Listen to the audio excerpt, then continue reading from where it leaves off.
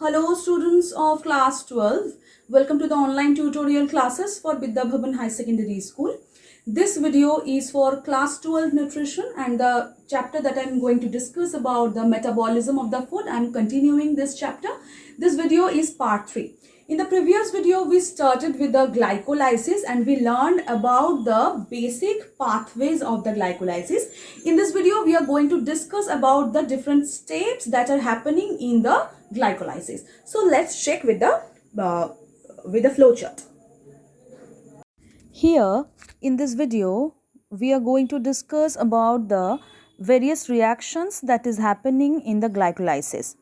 So it is the full flow chart of the glycolysis. You can see it is starting from the glucose and ended up with the lactic acid, or usually it is the pyruvic acid, but after that if the oxygen is not present, oxygen is absent, then the lactic acid production used to happen.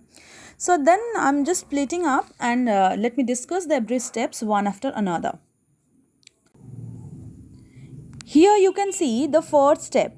So here the first step, you can see that the glucose, that is C6H12O6, here the glucose is photophosphorylated or photophosphorylated by 1-phosphate is incorporated into the molecule with the help of phosphate donor ATP. Okay, here. And the Mn plus 2 and Mg plus 2 also used in this, and this step is irreversible obviously, and the rate limiting step. It is called the rate limiting step of this reaction. The second step, here from the glucose and glucose 6-phosphate produced, here from the glucose 6-phosphate the second step comes. Here the enzyme used, that is the glucose 6-phosphate, is converted to the fructose 6-phosphate by isomerism with the help of the phosphohexoisomerase enzyme. Okay, it is called the second step, and it is produced the fructose 6-phosphate. Then the third steps come. Here you can see the phosphofructokinase enzyme used, and fructose 6-phosphate is again phosphorylated and used another ATP. Thus phosphate is now present in the first and in the sixth position.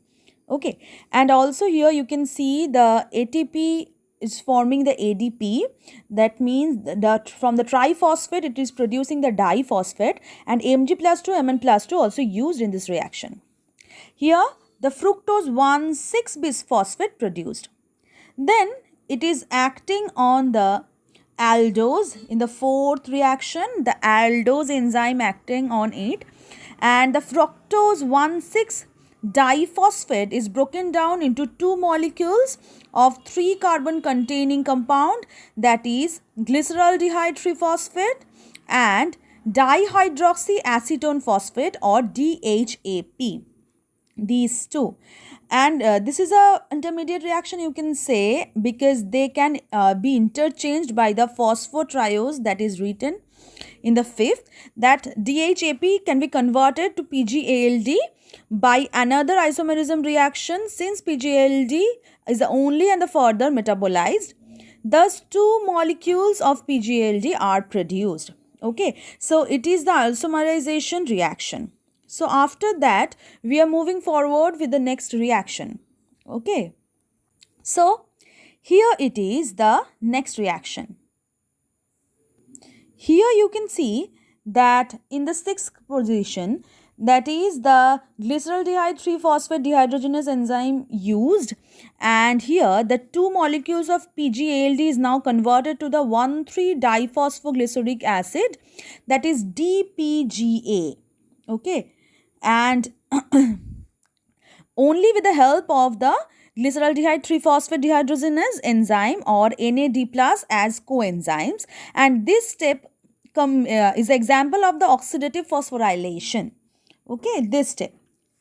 The next is step number 7. Here you can see that the phosphoglycokinase enzyme used, and here in the seventh step the DPGA is further converted into the 3-phosphoglyceric acid, that is 3-PGA, by the elimination of the phosphate group from the first position. As a result of two molecules of ATP are produced by incorporating this phosphate group. Now we are coming to the eighth reaction. Here in the previous two molecule of 3-phosphoglyceric acid are already being produced, and the phosphoglycerol glycerides amines are acting on it, and then it is produced a 2-phosphoglyceric acid. Okay, it is the eighth reaction. In the eighth step, the 3-PGA is converted to the 2-PGA by shifting the phosphate group from the third to the second position. The reaction is catalyzed by the phosphoglyceromutase enzyme. Now we are going to the ninth reaction, that is the enolase enzyme. Okay, here water molecule is eliminated from the 2-PGA and phosphoenol pyruvic acid is produced as a result. Enolase enzyme, as I told you, is responsible for this reaction. Now we are going forward with the 10th reaction. Here the phosphate group from the phosphoenol pyruvic acid is removed and transferred to the ADP to form the ATP. The pyruvic acid is produced as a result of this transfer. This step is an example of the substrate level phosphorylation. That means substrate is donated the energy and the phosphate for formation of ATP. That is called the substrate level phosphorylation. This 10th step. And the pyruvic acid is aerobic end product of this glycolysis. This pyruvic acid is the aerobic end product of this glycolysis. That means if the oxygen present, the pyruvic acid is formed, which is entered the mitochondria for further metabolism like Krebs cycle. So after that, if the oxygen present, then it will go for the Krebs cycle. Okay.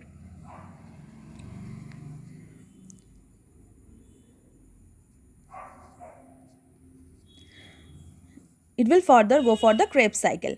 Or if the oxygen is not present, then what will happen? Then the 11th reaction will happen. That means if oxygen is not present or the lower concentration than the demand, then the pyruvic acid is converted to the lactic acid by the lactate dehydrogenase enzyme, that is written C, lactate dehydrogenase enzyme. This step occurs for the conversion of the NADH plus H plus produced in the step number 6. Okay, in the step number 6 here. So, the glycolysis goes on undisturbed and some amount of energy is produced. So, it is all about the glycolysis. So, the accumulation of the lactic acid in the body or in the muscle, actually the accumulation lactic acid used to happen in the muscle is common after the prolonged period of the heavy exercise. This leads to the severe pain in the muscles for the few hours or days. When oxygen level is normalized, that is the deficiency is met up, the lactic acid is converted back to the pyruvic acid, which then is further metabolized normally. So, I think you understood the different steps of the glycolysis. In the next video, we will start with another metabolism of the carbohydrate, that is Krebs cycle, that I told you if the oxygen is present, then the pyruvic acid will go for the Krebs cycle reaction. So, we will discuss about that. Till then, thank you.